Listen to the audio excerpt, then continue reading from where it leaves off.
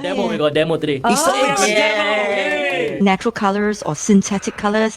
Everybody, if you can, buy natural colors because they are extracted from fruits, vegetables, plants. This is actually from the cabbage. Oh, from cabbage. Wow. You're saying that synthetic coloring that you buy in the bottles could be made of crude oil or petrolium?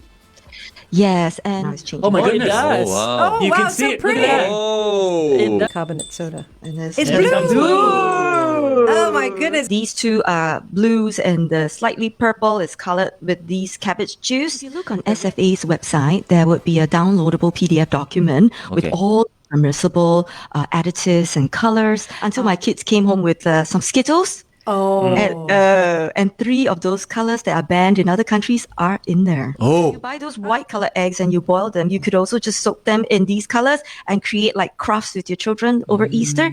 So these are some fun things that you can do with natural colors. Right. Very nice.